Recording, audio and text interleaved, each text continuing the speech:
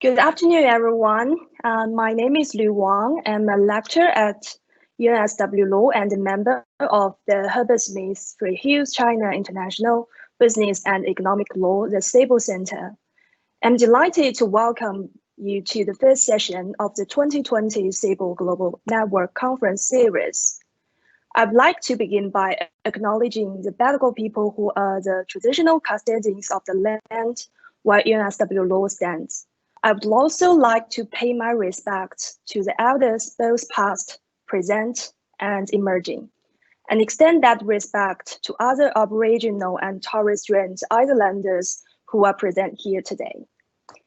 In today's session, we'll explore several critical yet contentious issues of the pandemic and investment law and policy, and we'll focus on several key buzzwords in the investment law regime, including state-owned enterprises, investor-state dispute settlement, national security, and FDI screening. I will speak on the general issues of the pandemic and emerging challenges for investment law and policy making.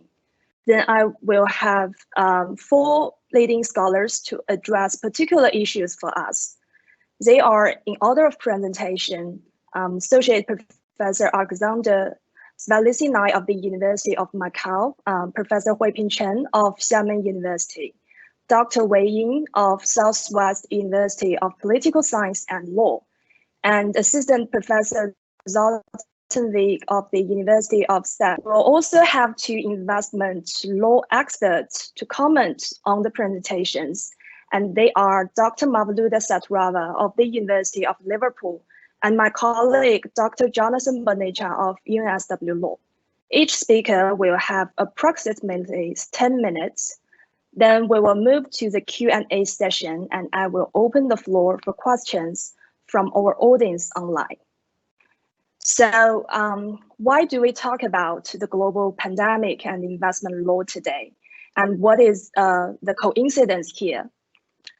The COVID-19 pandemic erupted unexpectedly at a moment when the international economic governance was on the crossroads, and the investment treaty and arbitration regime were under growing criticisms and had already sparked fierce debates, especially about legitimacy and governance challenges. At the outset, the global foreign direct investment has undergone a modest recovery from the financial crisis of 2008, with some new trends, notably including a surge of FDI from developing and emerging economies like China, and substantial international investment made by state-owned enterprises. Meanwhile, the international investment law regime has moved into extremely significant time of change and uncertainty. While liberalization of the investment regime carries on as a general practice, with yet more investment treaties signed on the international stage and more liberalizing measures adopted at the domestic level, increasingly states are taking more cautious and restrictive approach in regulating international investments. For example, many states have started to adopt more stringent screening regimes for foreign investment with the main objective of protecting their national security interests. General and specific exceptions have become common in recent treaties that preserve regulatory space of states for the protection of public interest. In addition, recently, various reform measures have been taken by many states at national, bilateral, and multilateral levels on both substantive and procedural rules to address the problems such as imbalance and asymmetry with the current investment treaty regime, as well as to respond to changing investment disputes and expensive arbitral practice. There's no doubt that the investment law regime has already faced many challenges and debates, and the investment policy making has become complex, divergent, and uncertain. So what's the impact of COVID-19? While crisis is not rare in history, the COVID-19 is unique as it relates to the public health combined with economic crisis. The number of confirmed cases has passed 80 million this week across more than 227 countries and territories. And according to the World Bank, the global economy will experience the deepest recession in decades. The UNCTAD predicts that global FDI flows will drop dramatically by up to 40% this year, mainly due to the disruptions in global supply chain caused by the pandemic. Although it's hard to predict the scale and degree of the damage of FDI contractions, it's notable that the consequence for developing countries will be more serious, and the competition among countries to attract FDI or serve as supplies for consumer markets will become more intense than ever. A question arises here of how will the global crisis affect the investment policy making and change the current landscape? In reaction to the pandemic, most states have put emergency measures in place to protect public health. Many governments have also announced economic measures in support of national economies, including investment facilitation measures and a variety of intensive and state aid schemes.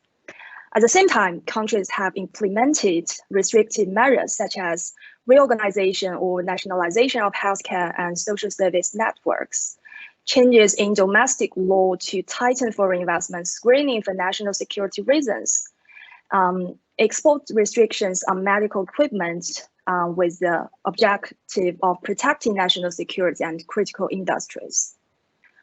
Despite challenges and uncertainty, state response to global pandemic has coincided with overall trends in recent investment policy making, notably the divergence of state measures and continued policy trend towards more regulatory or restrictive investment rules related to national security, competition, and other policy objectives.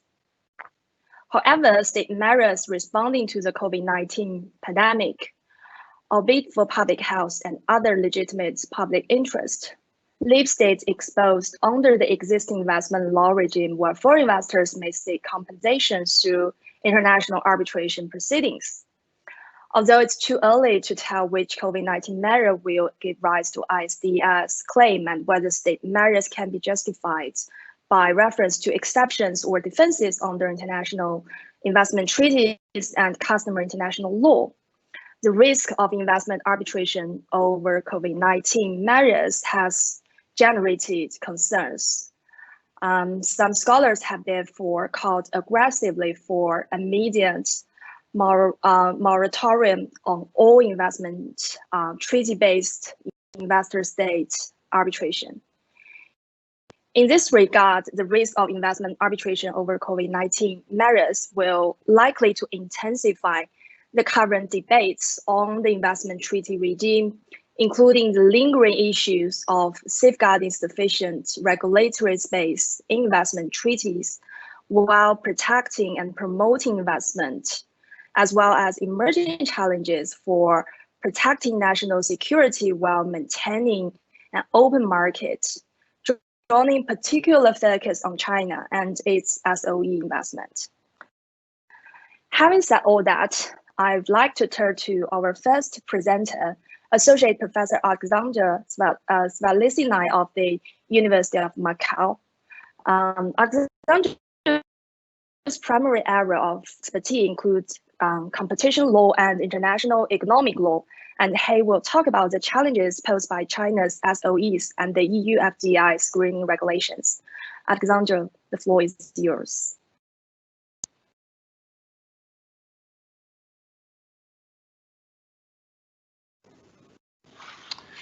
Yes, thank you, Dr. Wang, for introduction.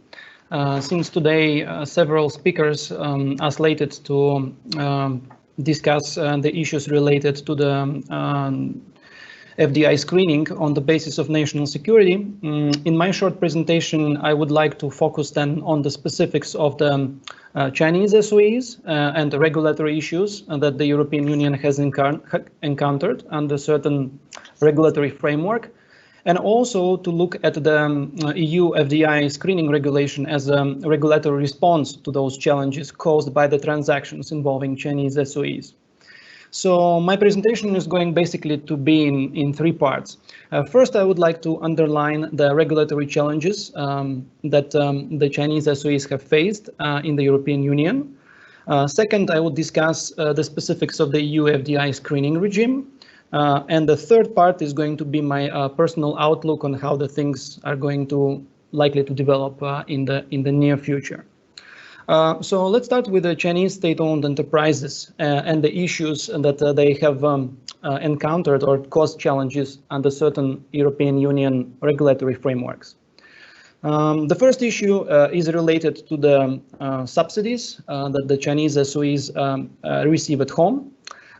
Basically, this issue causes certain problems in relation to the level playing field between the Chinese SOEs and the European companies, which are subject to the EU state aid law and absence of such law in China that would control the granting of these subsidies.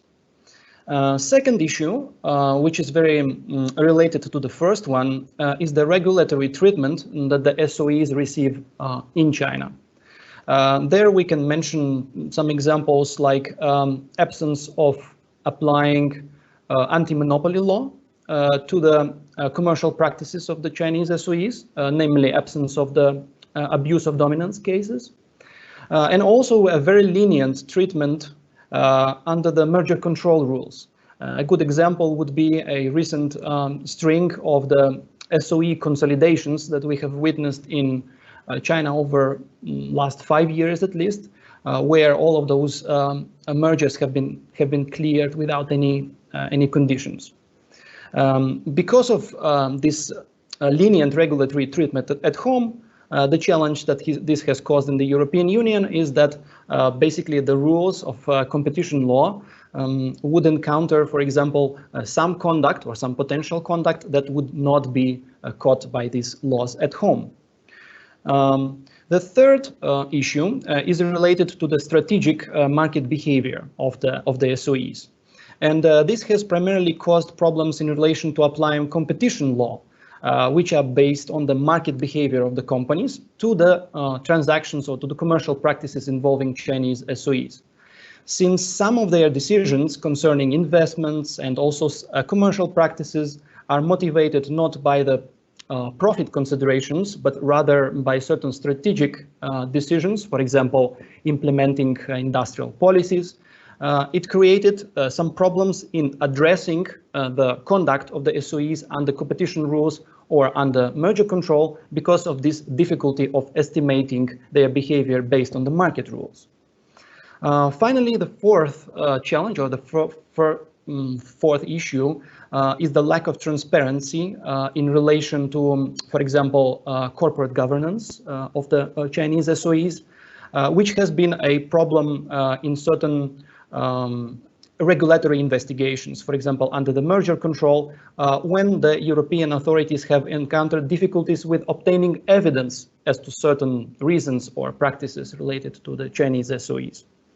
All of these four issues or all of these four problems, they can be well illustrated by the example of the EU merger control and the acquisitions by the Chinese SOEs. There it has raised both procedural and substantive issues.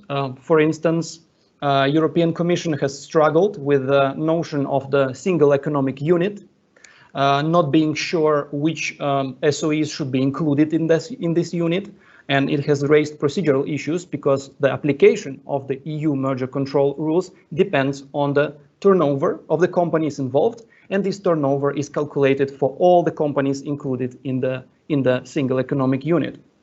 Substantive problems in the merger control again, the European Commission struggled to forecast the commercial behavior of the Chinese SOEs on the market post-merger, once again, because some of their decisions would be motivated by strategic considerations rather than profit-making objectives. There, the European Commission had to apply a so-called worst-case scenario when they considered that all Chinese SOEs are going to coordinate their practices, and based on this worst-case scenario, they have tried to forecast the outcome of the acquisition. So far, it worked well because the Chinese SOEs have not acquired a large market shares on the European market. But it's doubtful whether this kind of practice will work in the future once their presence is going to increase.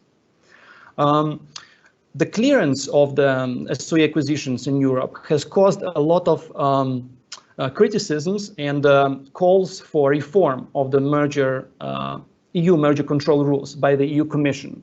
Member states and different other stakeholders, such as European industry groups, suggested that the EU Commission should include certain public policy considerations when they examine mergers. For example, such consideration like a competitiveness of the European companies and industry on the global level.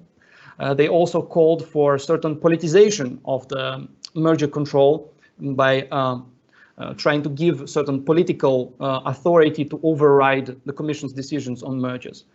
So because of all of these things and the Commission's unwillingness to include these public policy considerations in the merger control, which is mainly based on the competition assessment, was the adoption of this EU FDI screening regulation, which is somewhat misleading because sometimes people outside the EU think that this is some kind of a new European Union level regime for FDI screening, which is not entirely correct because the EU does not have competence to adopt rules in the field of national security.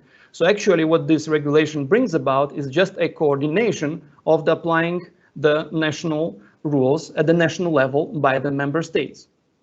Of course, following the adoption of this regulation and also the COVID-19 and the Commission's guidance on this subject, many EU member states have adopted the FDI screening rules that they did not have before. If we'll remember last year when this regulation was adopted, only half of the EU member states had their national FDI screening in place. Now it's, of course, much more. What would be the outlook or likely outlook and significance for the Chinese SOEs with these regulatory developments? First of all, it should be noted that the adoption of the new legislation does not mean that it will necessarily lead to the restriction of the investment. As our first speaker has said, now many countries will consider how to attract foreign investment, not to block it. So the legislation doesn't necessarily amount to restriction. Secondly, the remedies that will be adopted after the FDI screening would rather concern not an outright prohibition of an investment, but rather some conditional remedies. So this brings us to the situation basically when we have Chinese SOEs doing business or investing in Europe that will be faced with at least 3 parallel regulatory screenings. It will be a merger control rules at the EU level and the national level, as it was before, based on the competition concerns. It will be the national security screening on the national level, coordinated by at the EU level, as it's brought by the EU FDI regulation. And finally, after the publication of the white paper on foreign subsidies earlier this year, we are expecting next year that there will be also a mechanism on ex ante assessment of the foreign subsidies, which most likely will affect the Chinese SOEs. So that would be 3 parallel regimes based on different criteria administered by different institutional settings, which of course will create maybe not a restriction, but certainly an additional administrative burden on the foreign companies and particularly foreign SOEs doing business in the EU. I see my time is almost up, so I would conclude my presentation here and look forward to the discussion afterwards. Thank you. Thank you very much, Alexander. That's a very interesting and impressive presentation, especially this 3 parallel regime that SOEs may face in investing in Europe. So I think I will now turn over to our next speaker, Professor Huiping Chen.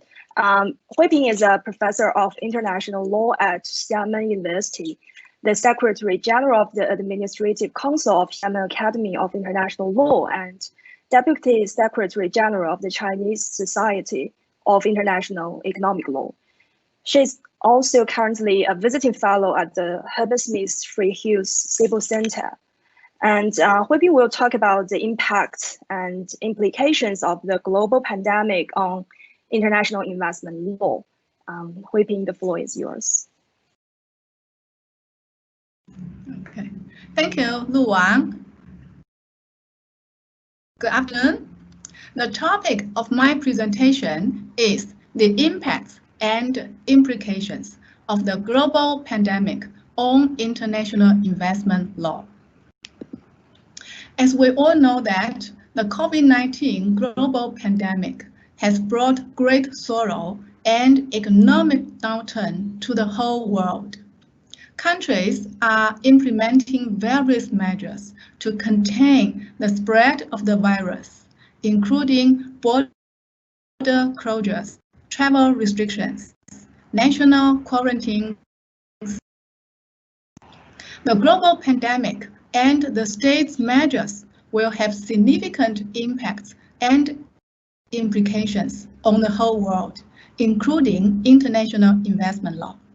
In my presentation, I will discuss two issues.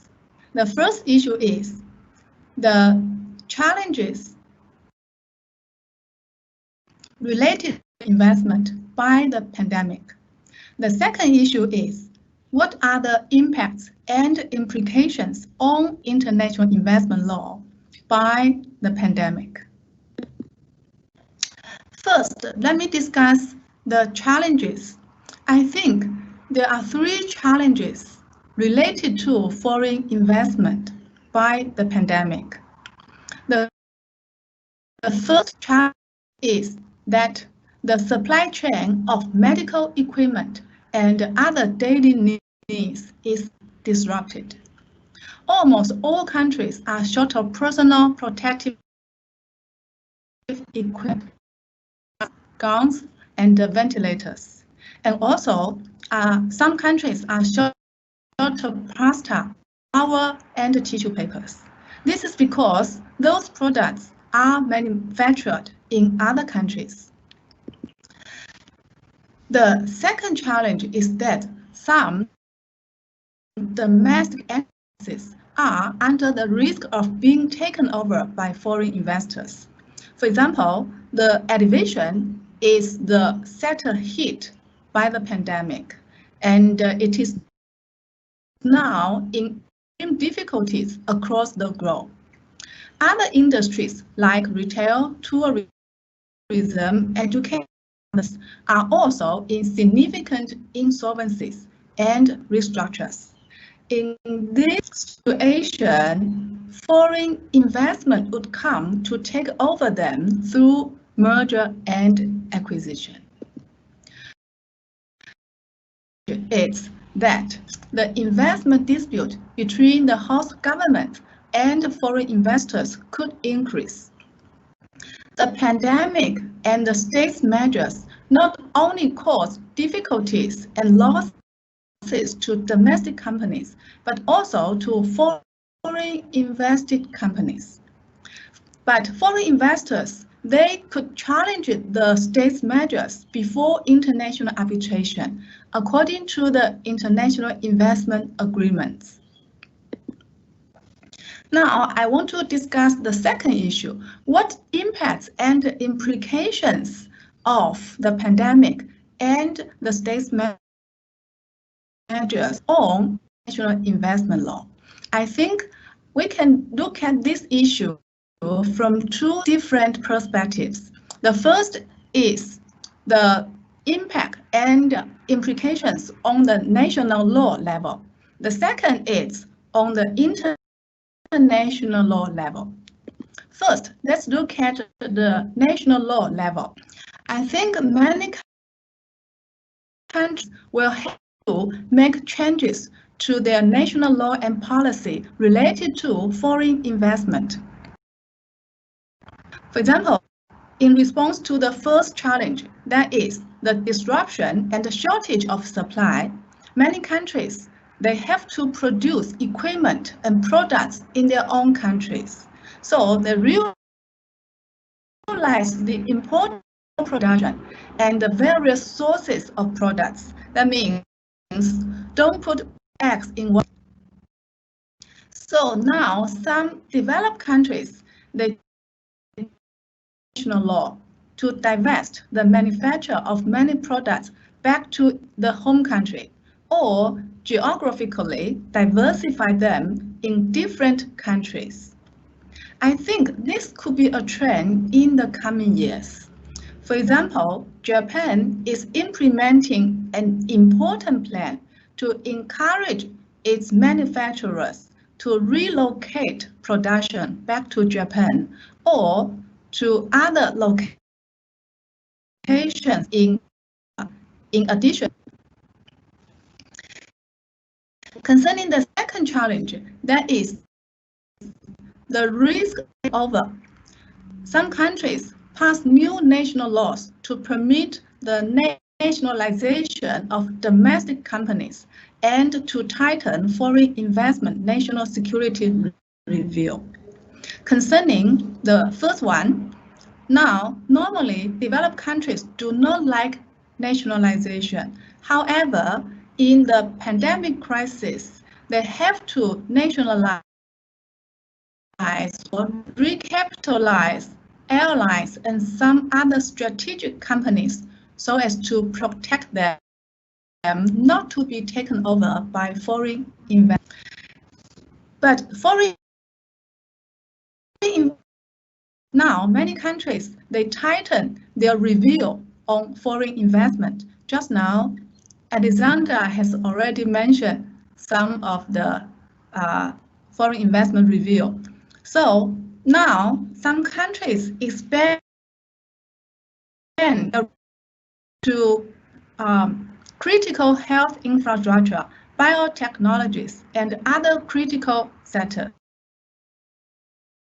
They also lower the trigger conditions for review over, for example, currently Australia has changed the law and subject all foreign investment to foreign investment review. And I think this kind of shift of national law and policy could continue in the coming years.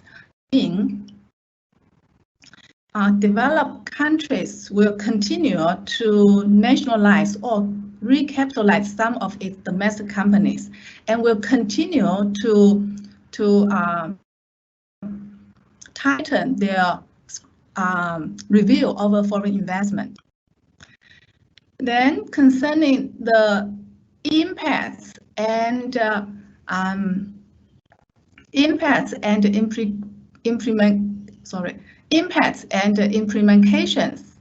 implications of the pandemic on the international level, I think it's very possible that international investment agreements could be changed, and in the coming years there could come a new generation of international investment agreement. Just now I mentioned that the third challenge is the possible increase of the number of investment disputes between the host states and foreign investors. This kind of challenge will stimulate many countries to reflect on international investment agreements they conclude, and also they would reconsider the investor-state dispute settlement provided in the investment agreement. And I think that now more and more countries the states' right to regulate in the investment treaties, because this is so important. And also, they would also strengthen the exceptions to the application of investment treaties. And currently, reforms of international investment agreements and the investor-state dispute settlement are undergoing in the world. So I think because of the pandemic and the potential increase of investment disputes, more and more countries will be motivated to actively participate in these reforms. Okay, that's my presentation. Thank you.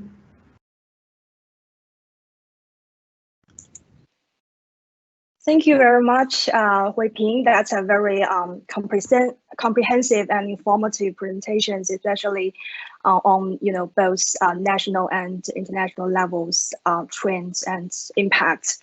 And I'm sure we will come back to you with some interesting questions later. Now I'd like to hand over to our first commentator, Dr. Mavluda Satrava from the University of Liverpool. And Mavluda is a reader at the School of Law and Social Justice and the director of Liverpool Economic Governance Unit. Her most recent work examines the impacts of investment treaty law on national policy making and governance. Mavluda, please.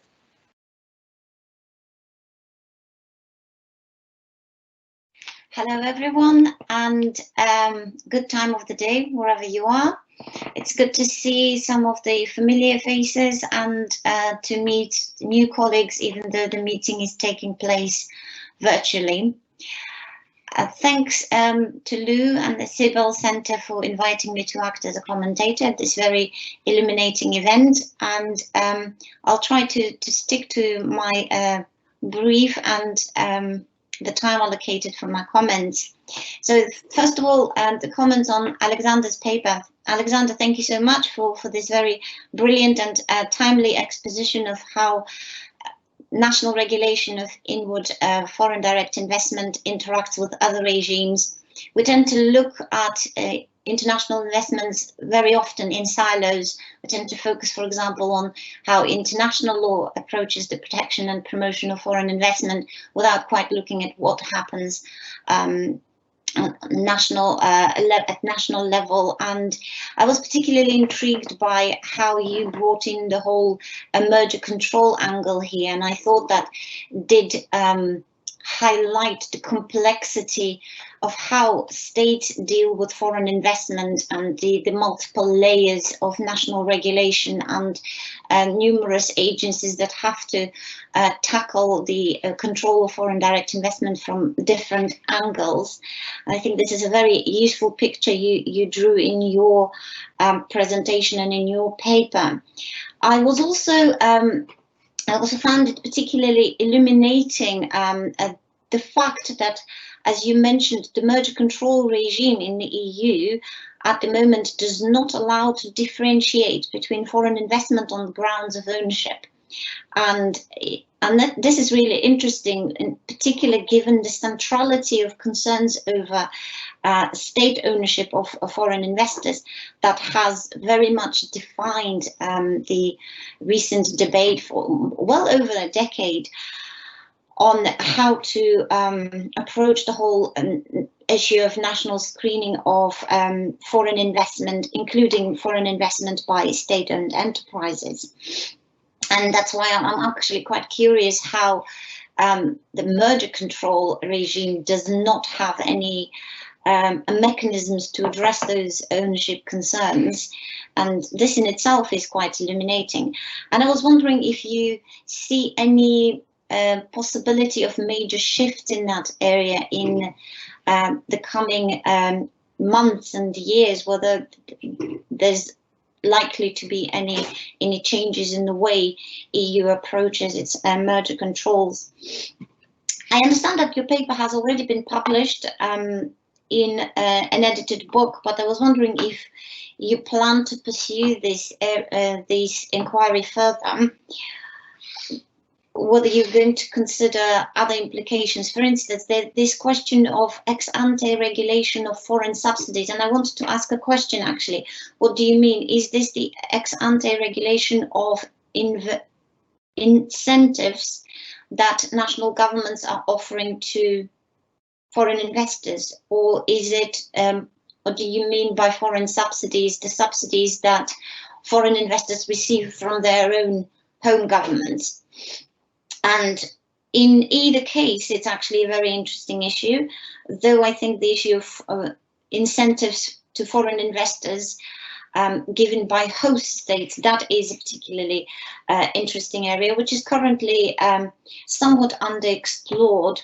So I wonder if, yes, the future readers of your work are likely to be interested in seeing your further analysis and possibly predictions as to whether the states are likely to approach their merger controls and the national screening of FDI differently in light of the COVID crisis, whether the COVID crisis is going to generate a significant shift in this field. Because what I was also thinking in light of all the emerging data is that, yes, there is a tendency towards tightening of national screening mechanisms. On the other hand, there seems to be a trend towards acknowledgement of greater need for foreign investment in economic recovery post-crisis. So how are those competing needs likely to be balanced by the states, and in particular, given all these multiple layers of national regulation that currently exist as far as FDI control is concerned? I'm also curious whether it would be, say, if we take the example of the EU, it would be possible for the EU to control the FDI or to coordinate the control of inward foreign direct investment in a manner that is genuinely non-discriminatory, but at the same time takes into account different ownership structures. And is there any evidence of new approaches emerging in this field? So these are my numerous questions to what has been very excellent and informative contribution. Thanks again. Now, could I go ahead and comment on Hu Ping's paper as well whilst I'm here? So again, very, very informative paper. Thank you very much. And I can see that similar themes are emerging across all of the presentations today, which is not surprising given the focus of this workshop.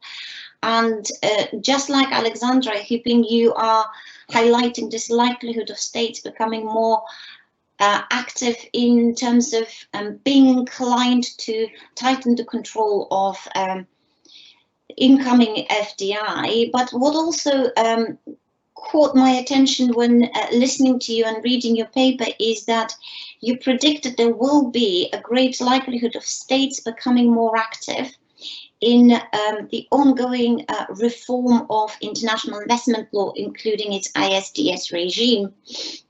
So I was wondering what you think in terms of what forms would this renewed interest in the reform process take? So how do you think the states are going to push the reform? In which directions are they going to push this reform? And is there any evidence that you can actually identify in support of your predictions that states are likely to become more active in pushing for certain changes in the way international investment law and its ISDS mechanism functions and operates? So I'm particularly interested in evidence, whether there is any emerging evidence.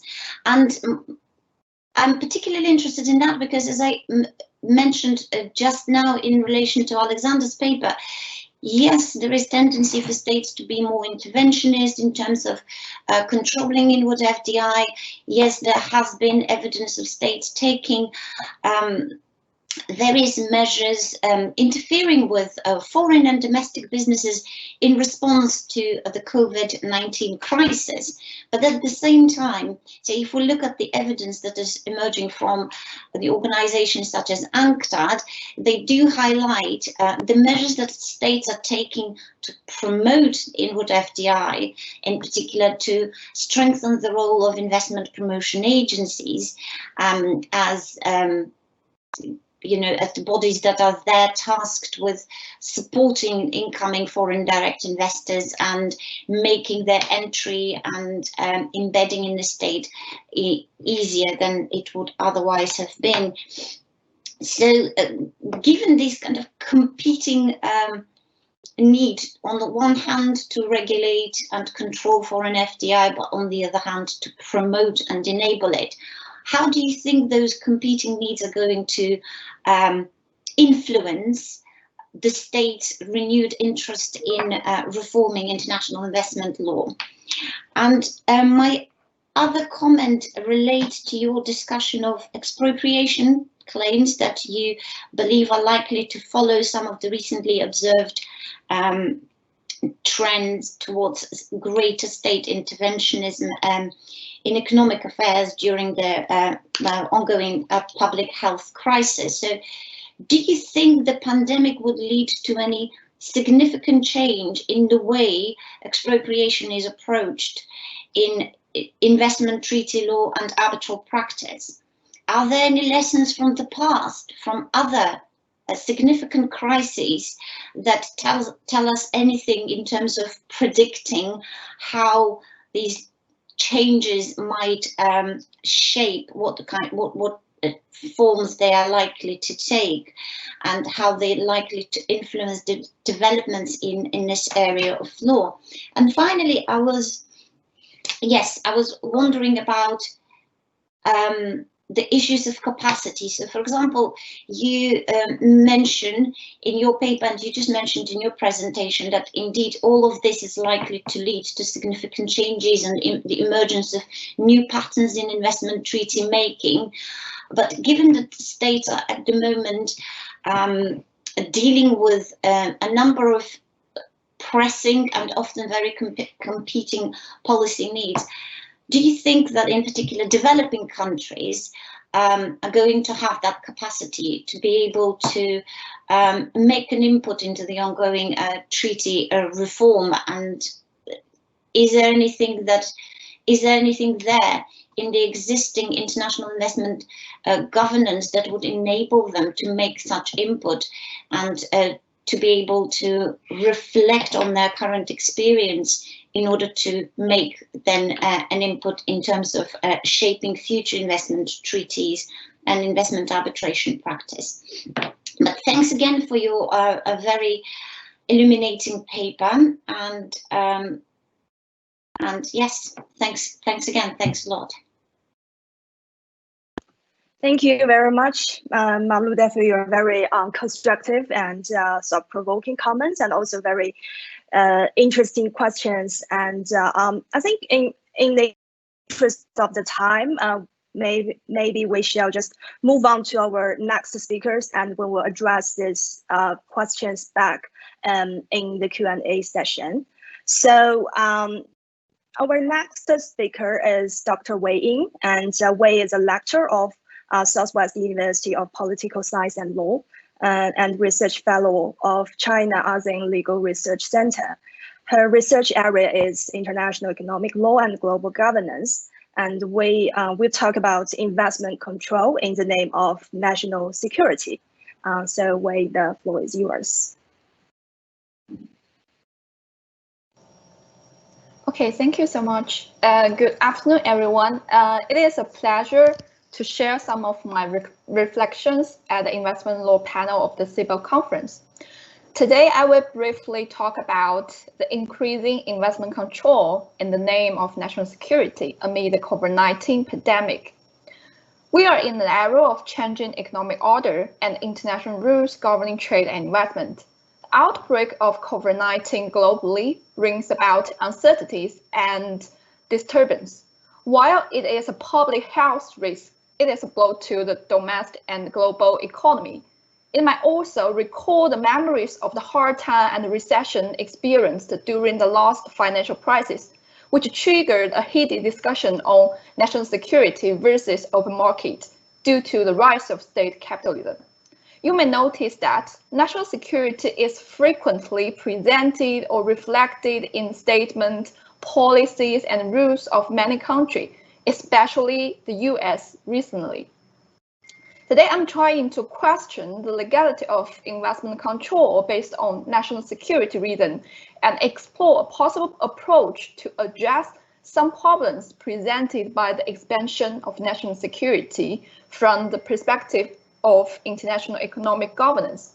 Actually, my draft paper is divided into 5 parts, which are introduction and the emerging changes at domestic level and also practice in trade and investment law. And I also addresses the implication and reasons for what we call the normalization of national security. I also provided a very short closing remark. Actually, I noticed the UNCTAD has released the World Investment Report 2020, which states that the COVID-19 pandemic has caused a steep drop in investment flows, and the lockdown measures taken by many countries have slowed existing investment prospects. However, it has not slowed the pace of an even more stringent approach towards foreign investment. In response to COVID-19, FDI screening mechanism, as mentioned by our other 2 speakers, have been expanded in all major jurisdictions. We all know that the US, Australia, and Canada have had strong investment control regime in place for many years. New regimes in Europe, as addressed by our speaker Alexander, have proliferated in recent years, and more changes appear recently. At the EU level, I just briefly mentioned that the FDI screen regulation and also a recent guidelines ahead of the application of the regulation. By issuing it, the Commission called upon member states to make full use of their FDI screen tools or set up a new one, and also use all other available options in the meantime to what? To ensure no risk to security or public order in the EU. And you may also notice there's some few development in the EU, which is also addressed by Alexander. It's the proposal to tackle foreign subsidy in the investment or acquisition. At the side of the US, it even introduced specific bill to prohibit Chinese acquisition until the COVID-19 pandemic ends, and unless the civils make relevant decision via the national security review. So it seems that the recent changes at domestic level indicate that during the COVID-19 pandemic, the domestic institutions and mechanisms are becoming proliferated in developed countries to address potential threats that might be brought by foreign investment. It also implies that national security become increasingly easy applied and superficially reasonable excuse for government intervention in investment, not only at the pre-establishment stage, but also at the post-establishment stage. As we know, international economic law, representing mainly by trade and investment treaties, has been developed to regulate domestic policies ranging from a variety of matters. Compared to those domestic regimes, which now I think it offers national security a core role in economic governance, especially during the COVID-19 pandemic. The international economic law treats national security more like an exception, which I call it national security normalization versus national security exceptionalism.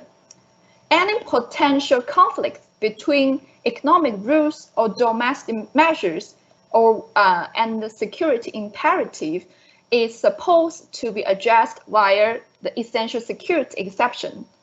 Those security exceptions can be found in GATE, TRIPS, which are the 3 main WTO agreements.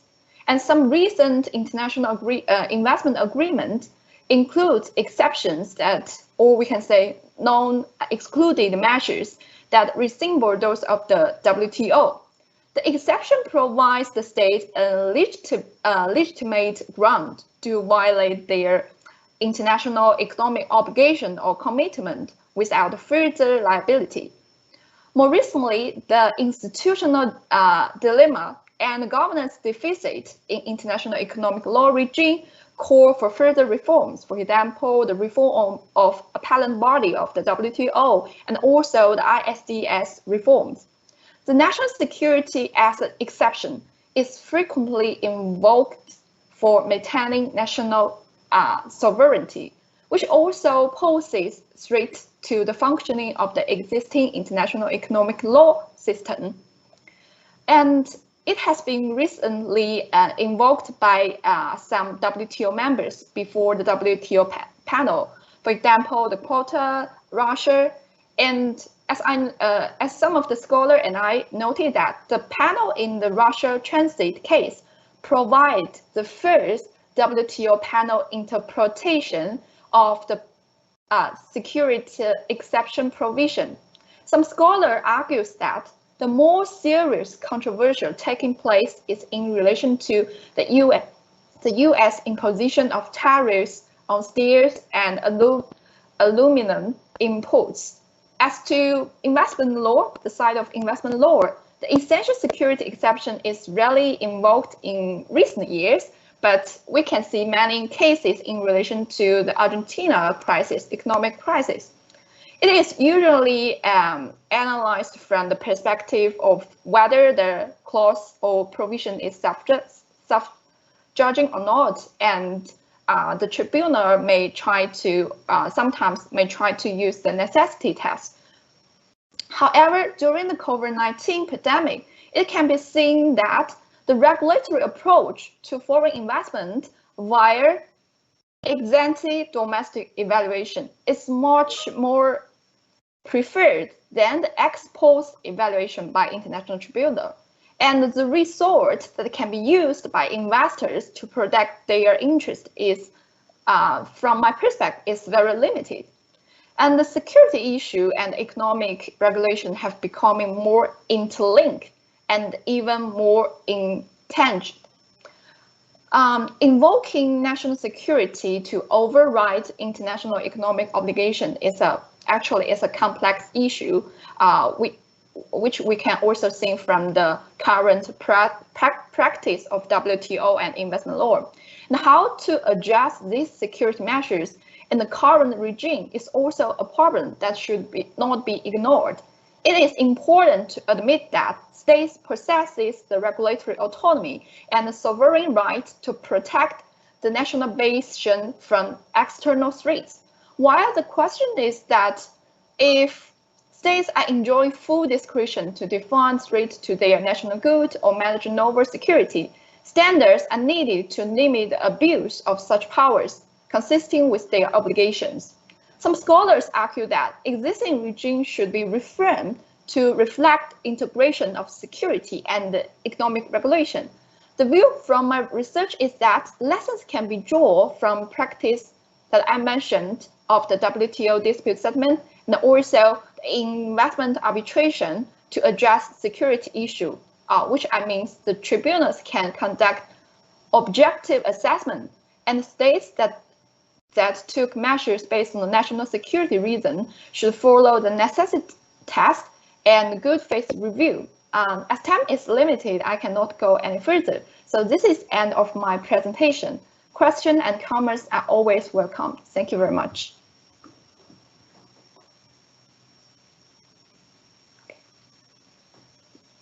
Thank you very much. That's a very timely for investment law approaches on national security, and I'm sure we'll back to the topics later with questions. And our next speaker is Assistant Professor Zoltan Beek from the University of Zagreb. Zoltan teaches subjects on international economic relations in Hungary and business in Serbia. Previously worked of his topic is global pandemic and the screening of foreign direct investment. Zoltan, the floor is yours. Thank you very much for the opportunity to present here. As Professor Lu Wang has mentioned, I am going to talk about screening of foreign direct investments in the European Union.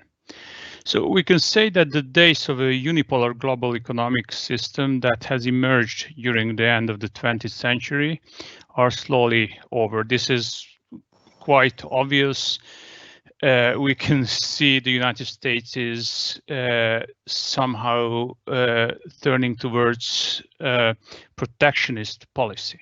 So from the beginning of the 21st century, the economic and political dominance of the United States is fading. The 2008 world economic crisis has greatly accelerated this process. Since the weakening of the United States, we have been facing a process of a global isolation and protectionism. The same can be observed in relation to the World Trade Organization negotiations. Protectionism is spreading, and not only international trade, but also the freedom of international investments is more and more restricted. Thus, the European Union has also reacted to this tendency last year. With a bit of irony, we might say never too late. And thus it has passed regulation establishing a framework for the screening of foreign direct investments into the Union. This regulation will enter into force only in October this year. So the pandemic has accelerated these processes, and more European Union member states enacted legislation related to the screening of foreign investments in strategic branches of the economy, as our colleagues already mentioned it. However, coordination of these policies is needed as the European Union is a single market. So the Union has exclusive competence in common commercial policy, and foreign direct investment falls within this field. At the same time as foreign direct investments might affect national security, and according to the EU Treaty, national security is the sole responsibility of each member state, the regulation gives only a framework, and member states are free to set up their screening mechanisms, of course respecting some common principles. For example, they should not discriminate between third countries, and due process of law should be respected during the screening procedure. So the regulation enumerates sensitive sectors, so-called sensitive sectors, which are critical infrastructure like energy, transport, healthcare, then critical technologies like robotics, supply of energy, raw materials, supply of food, and access to sensitive information, and of course, media. This has political reasons.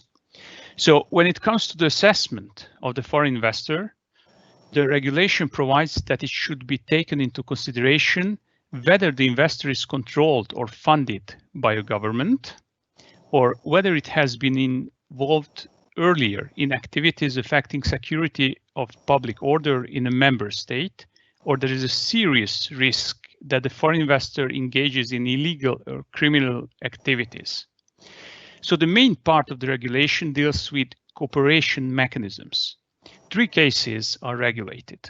First, when there is a foreign direct investment into a member state and it is undergoing screening. Second, when there is a foreign direct investment into a member state and it is not undergoing screening. And the third case is when there is a foreign direct investment in a member state, which is likely to affect projects or programs of the European Union interest. Regarding the first mechanism, very shortly, the regulation requires member states to notify the Commission and other member states of any foreign direct investment in their territory that is undergoing screening. Based on the notification, other member states may issue comments, so they are not obliged to do it, and the Commission may issue opinion on the investment in question addressed to the member state undertaking the screening. The second mechanism concerns foreign direct investments which are not screened. According to the regulation, where a member state considers that a foreign direct investment in another member state which is not undergoing screening in that member state is likely to affect its security or public order, or has relevant information in relation to that foreign direct investment, may provide comments to that other member state of course, at the same time sending those comments to the Commission. The Commission may issue opinion, so the Commission is again not obliged to do it. It may issue opinion addressed to member state in which the foreign direct investment is planned or has been completed. If a foreign direct investment in that member state is likely to affect security or public order in more than one member state. If at least 1/3 of member states consider that a foreign direct investment is likely to affect their security or public order, the Commission is obliged to issue such opinion.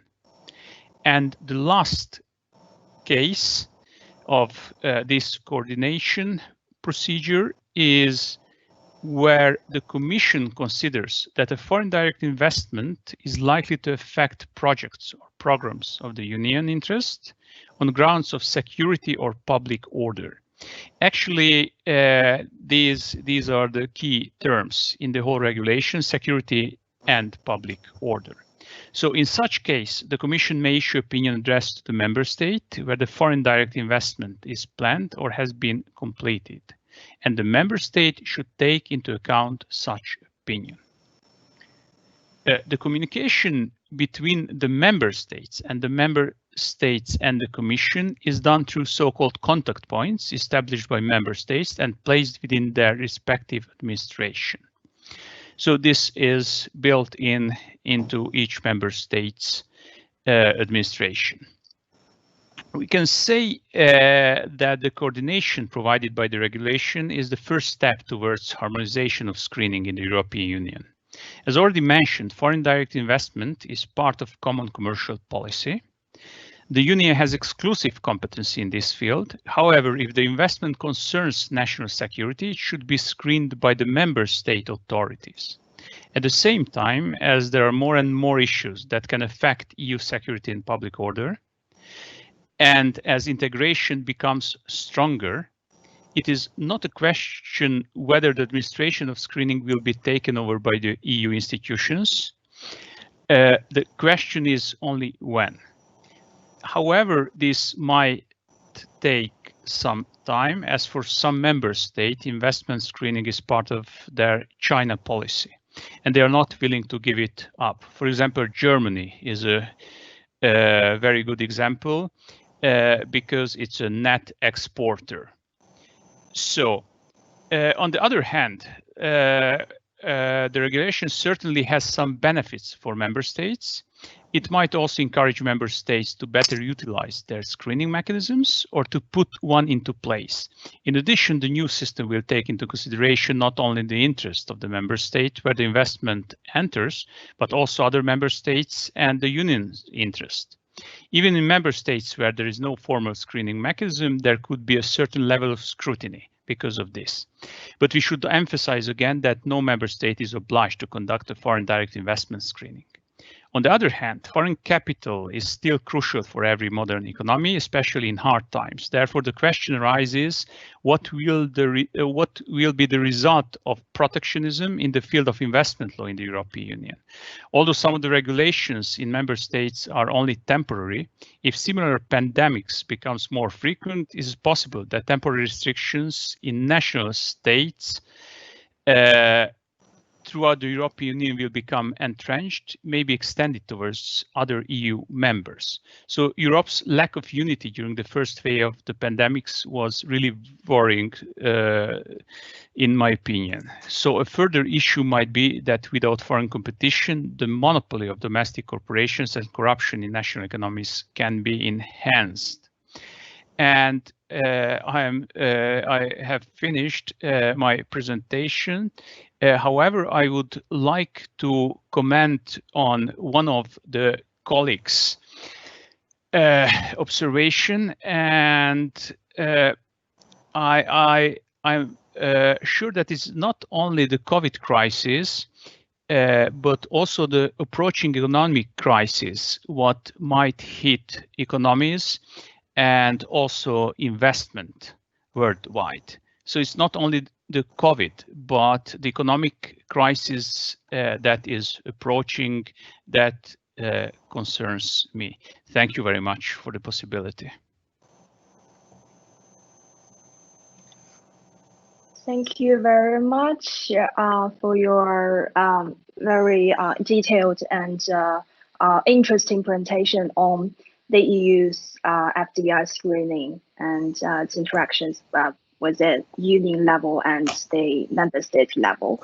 And now I'd like to invite our second commentator, Dr. Jonathan Bonnicia, to comment on these two presentations. Jonathan is a senior lecturer at UNSW Law, and his primary area of research is international economic governance with a particular interest in investment treaties. And much of Jonathan's research is interdisciplinary, drawing perspective from economics and political science. Jonathan, the floor is yours. Thanks, Lou. It's a pleasure to be here, even though we can't be here in person. And apologies also for the very poor lighting in this room I'm in. I just moved house this afternoon a couple of hours ago, and I'm sitting on the floor surrounded by boxes. It's not an ideal setup, but I hope you can hear me okay.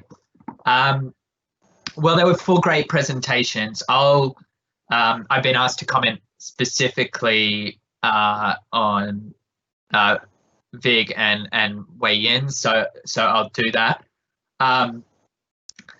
Vig's presentation, starting in reverse order, I guess, sort of again picking up this challenge of FDI screening and the move in a number of countries and in the EU towards the establishment of new screening mechanisms where they didn't exist previously.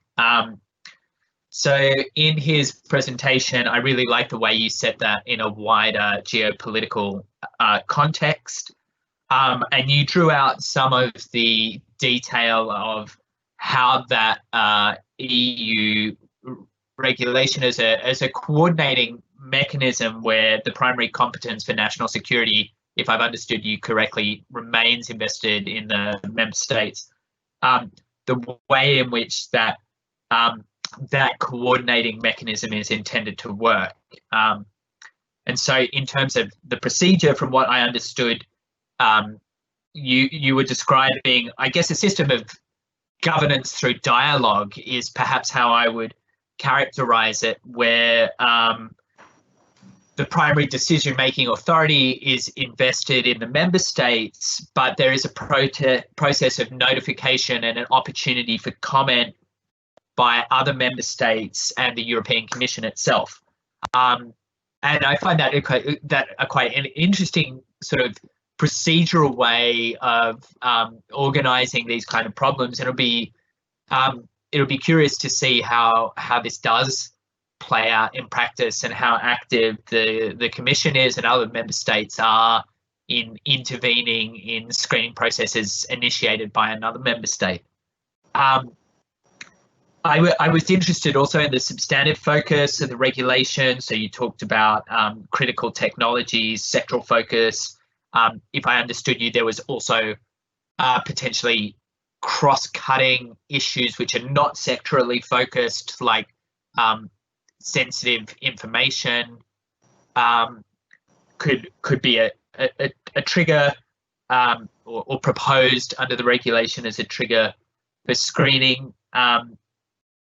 And I'll come back to that because I think the thread I want to draw out here relates to how widely or narrowly we should characterize national security and how widely or narrowly different actors, including the European Commission and its member states, are characterizing national security. I sort of saw that as the key thread that ran through all 4 presentations. And you sort of ended with an observation, if I understood you correctly, that there might be some sort of power grab going on by the European Commission, that they're sort of intending in the future to perhaps take over this sort of screening themselves. If I understood you correctly, I mean, it wouldn't be the first time, of course, the Commission's done that with competence creep. I'm not sure politically they want this one, though. It doesn't seem like the type of territory, at least for an outsider like me. I'm not close to the internal politics of the European Commission, but I can understand that there might be quite a degree of controversy and heat around some of these decisions, and they might be quite happy for an arrangement that allows them to distance themselves from that. So I guess we'll see sort of how that plays out. Going back to Wei Yin's presentation, another fantastic presentation, thank you. And you started off again with this observation, and it's a really crucial observation, that there's been this real expansion in national security discourse around foreign investment. And I guess I would flesh that out and say, you know, it's an expansion in the frequency in which national security arguments are being invoked, and an expansion in the range of circumstances which are being securitized. And I think that's a particularly important move, and again links up to this big sort of overarching comment that I'm going to come to at the end. You walked us through very carefully and very comprehensively some of the detail of international trade and investment law around national security, both as it operates at the pre-establishment phase in relation to screening, and also at the post-establishment phase, particularly where national security is invoked as a defence to obligations that would otherwise apply. I thought it was great stuff. I had a couple of, I guess, additional nuances that I probably would have added. So in your discussion, in your presentation, and also in your paper of national security in relation to the pre-establishment phase and FDI screening, I guess I would bring more attention to the fact that many states are not bound by obligations in relation to investment liberalisation. So, you know, China being an obvious one has only bound itself to very, very limited MFN obligations, I believe, at the pre-establishment phase. If you look at a lot of developed economy treaty practice around pre-establishment obligations, I think obviously of Australia, there are very, very careful carve-outs in relation to investment screening written into those treaties. So FIRB is carved out in all Australia's recent treaty practice, and that's not carved out on a national security basis. It's just carved out the whole mechanism. And I think that's quite important because it relates to this bigger thread that I'm going to run through here again about, you know, how much work should broad concepts of national security be doing, or is it better to kind of disaggregate some of this stuff, and instead of just bundling it all together and speaking about everything as if national security means everything, we can strip it apart and be a bit more specific. And I think, you know, there was a real opportunity to do that in relation to your discussion of post-establishment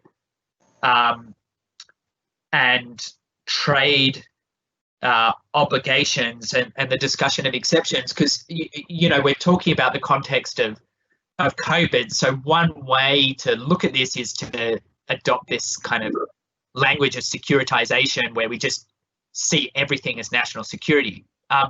But another thing you might do is draw attention to the fact that there are already exceptions for public health measures in the WTO agreements and in some investment treaties.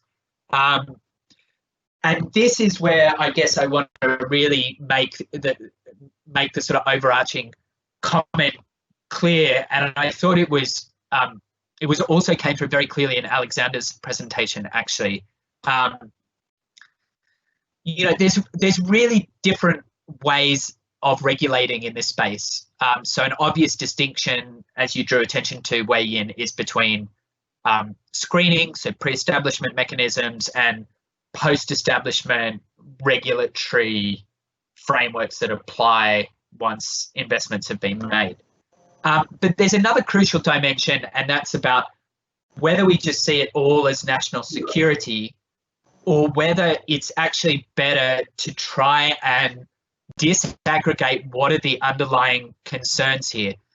And they might include concerns related to subsidies, they might include concerns related to abuse of market position, they might include concerns related to corporate governance, but they might include other concerns like just vulnerability or fragility of supply chains. So there are probably lots of ways where some of these specific concerns can be identified more precisely and taken out of the national security space altogether. Or alternatively, they could be what you're seeing now, and particularly with this rhetoric in the US, where you get national security being used as just, you know, almost kind of conclusory statement where anything that Donald Trump feels like on any given day counts as national security. So I hope in the discussion, maybe some of the presenters would like to respond to that, whether it's useful to take a slightly more critical approach to the concept of national security. Thank you. Thank you very much, Jonathan. That's a very fantastic commentaries and several thought-provoking questions and concerns. So I think we are, have very limited time for Q&A, and there are several questions have been asked by our audience in the live chat box, and some of the questions actually touch upon the commentators' commentaries on the presentations. So I think I'm just, turn to our speakers to give a short response maybe to the commentators' comments. So maybe we just start from Alexandra. Would you like to start to respond briefly?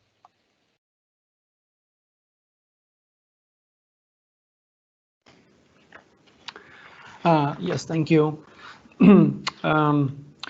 On my commentator, I'm very glad that Mavluda has mentioned that actually discussing all these issues, we have to look a little bit at cross-sectoral disciplines. So it's would be not comprehensive enough if we will just discuss these issues, as a security screening of investment in terms of investment law, or we will discuss separately issues related to subsidies and trade law and competition law separately.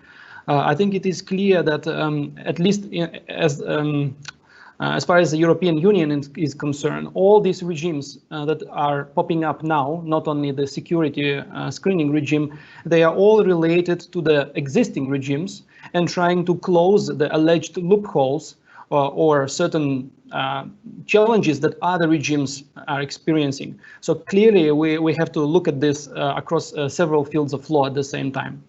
To address just a few questions that she mentioned. So in terms of merger control, this is also a good example of a cross-field look. Because the European Commission is unwilling to proceed with any kind of a reform of the merger control or any kind of strengthening of any political or public interest in the merger control. This is precisely because of that, this objective trying to be reached under different regime. For example, under the investment screening or under the subsidies screening. So I do not expect any changes in the merger control in the near future.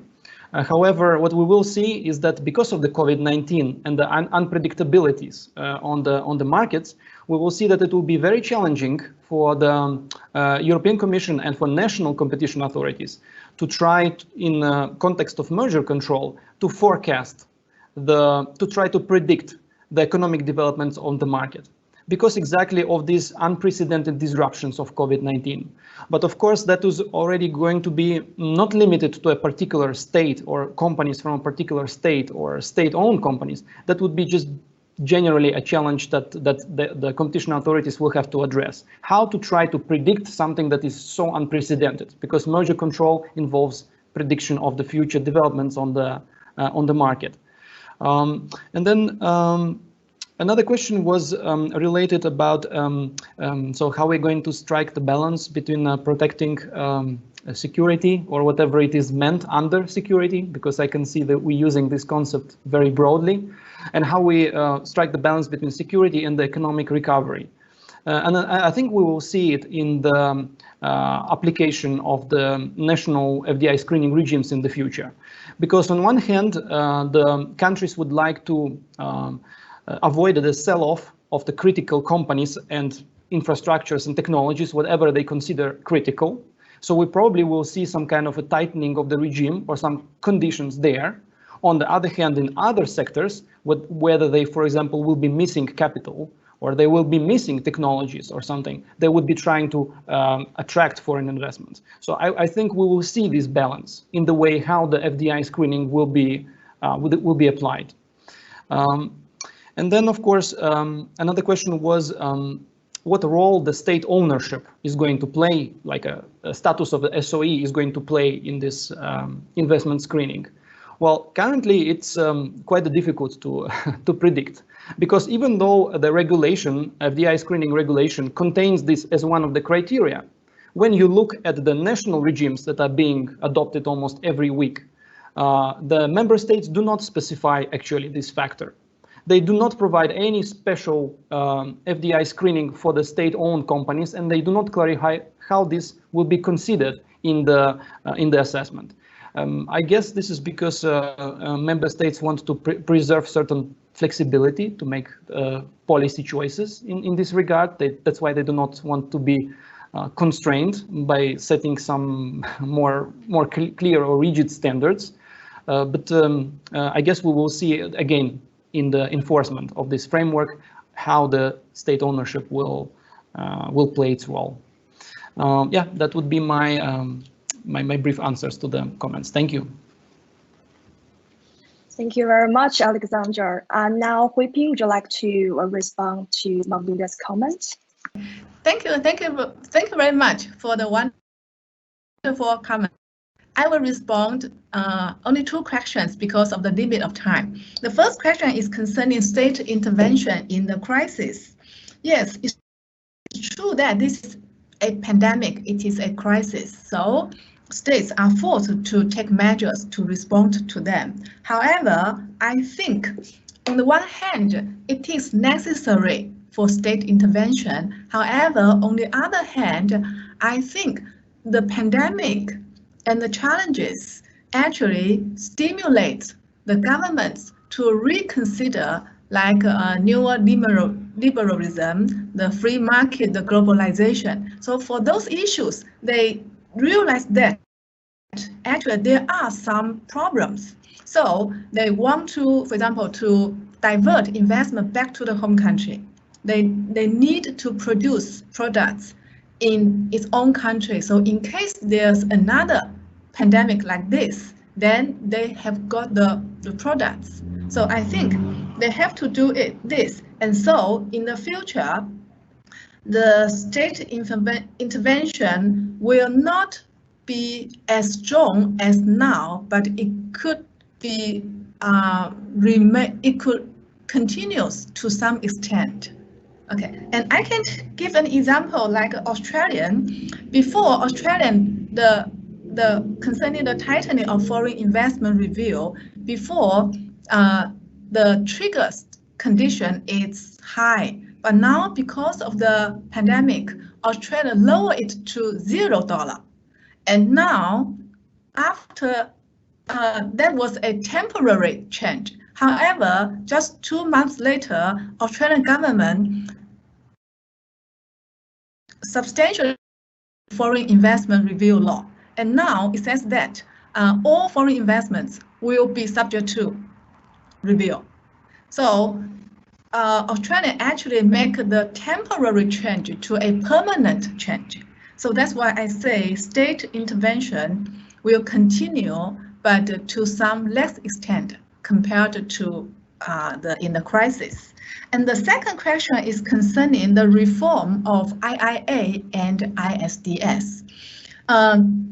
Why I think governments will be motivated to participate in the reforms is because of the potential increase of the disputes. Because according to IIA and ISDS, foreign investors can challenge the state government, for example, fair and equitable treatment. It's easier for foreign investors to claim that some of the state measures are not fair, are not equitable. So they challenge them and claim for compensation. So in this case, governments would not be happy to see it. And the increase of disputes, actually, so far, we do not have a real international claims from foreign investors. But actually, the country, Peru, already stated that there could have several international claims against its measures concerning the stop of collection of tolls for a highway. So there is the potential. And actually, we'll also see a lot of blogs from some law firms and scholars. They are analyzing the possibility of this kind of disputes, and they warn that there could be a lot of such disputes. And to respond to this challenge, states so far do not really have some real measures to do. However, some NGOs like II and also Columbia University, they already put their suggestions to suspend the international claims in the current crisis. So I mean, for many states, they will reconsider the IIA and the ISDS, and probably they will try to strengthen their state right to regulate, and also to strengthen the exceptions. For example, the national security, essential security exception, and also the general exception for public health.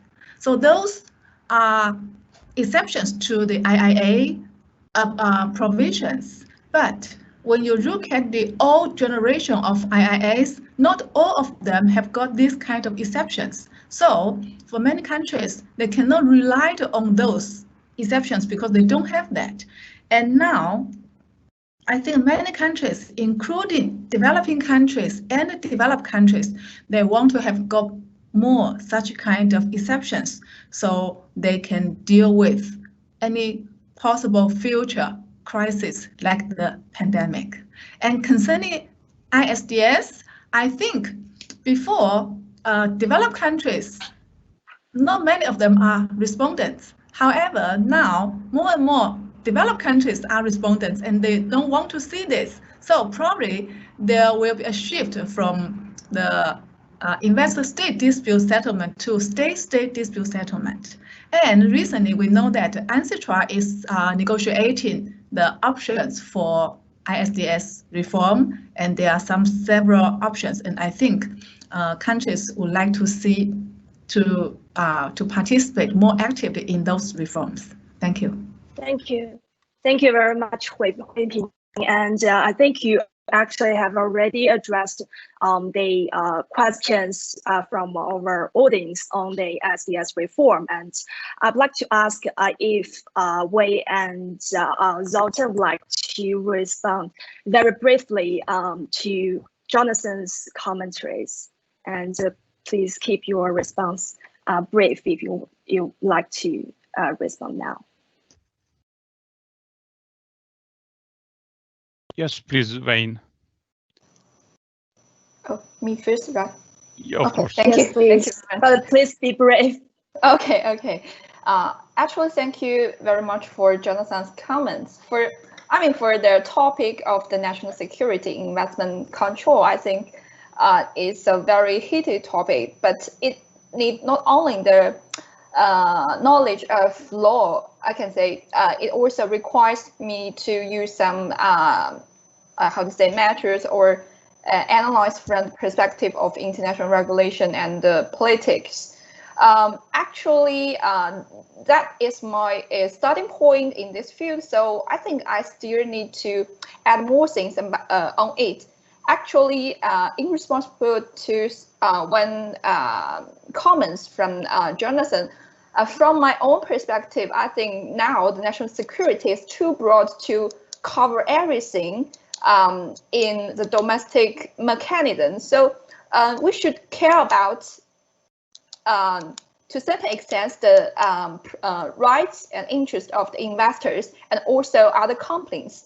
But we also know that, especially in investment law field, it is the sovereignty of the state to address and to regulate everything at its territory. So we actually we can have like limited measures to constrain the regulatory space of the state, especially at the pre-establishment stage, because we can find that some of these decisions made by the National Security Review or at the post-establishment stage is excluded from some international agreement, international investment treaties. So it means that the investor can only challenge this at the domestic law level. However, especially from a few cases in the US, if the president issued an executive order, it cannot be reviewed, especially a very famous cases we called Ross versus Civils and the President Obama. So, many discussion more focused on the competition between states, but now few of them care about the rights of the investors.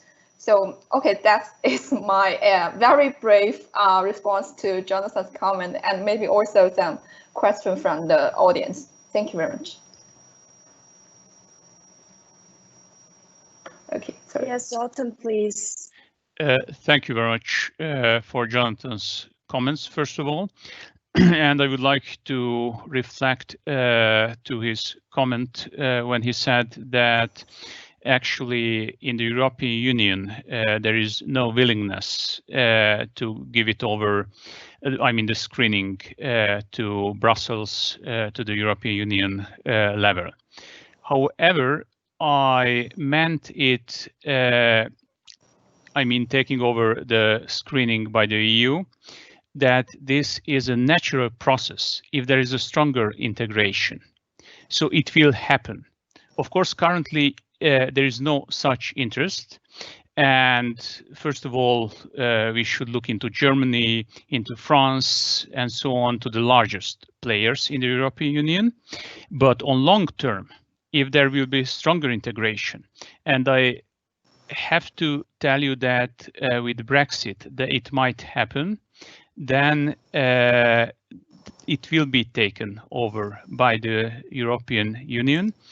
And also, if a really strong economic crisis hits, then it will accelerate this process. Then the second thing I would like to talk about regarding the issues you mentioned here is the security and how do you define security. I think is the same as with public order. States, sovereign states, they don't care about this. This is totally a political issue. So if there is a political interest behind that, they will solve somehow to define what is security issue, what is public order. So on long term, we cannot guess how and how will it be defined and what will happen here. The third issue is what Alexander mentioned, whether they will be willing to invest into non-strategic sectors. I think it's quite logical what you said, but I'm not sure that investors will be willing to invest that much money into non-strategic sectors as they would be willing to invest into strategic sectors. So that's still a question. That's still a question because China, United States, and other large investors, they are first of all interested in strategic sectors. We could have seen that during the last 10, 20 years. And the last thing I would like to comment on, that this is not that much, as I already said in my presentation. In my opinion, this is not that much about the COVID crisis, but this is more about the indebtedness crisis of sovereign states. And this might result in a huge economic crisis, global economic crisis, and we cannot foretell the future of foreign direct investment regulation. So I'm just afraid if such huge crisis hits, that there might be extreme measures from sovereign states or from European Union and so on. So these are my comments, and thank you once again, Jonathan, and to the organizers. Thank you very much for all of the speakers and commentators for your very excellent and informative and especially thought-provoking presentations and commentaries and also response. And as we are already out of time, so I'm afraid I have to conclude at this point. And I'm sure we will continue our discussions offline. And also, thank you to the audience for joining us online today. And can also remind you that we will have other events coming in the next few weeks, including another webinar on the digitalization of dispute resolution and CIBEL Global Network Young Scholars Workshop. So keep an eye out for our notice, and I hope you will enjoy our subsequent events as you enjoyed today. And thank you once again to the speakers and to our marvelous CIBEL colleague Fion and Jen, and also Chris from the law faculty who have assisted us for to have such a fruitful and enjoyable discussions together online. Thank you and goodbye.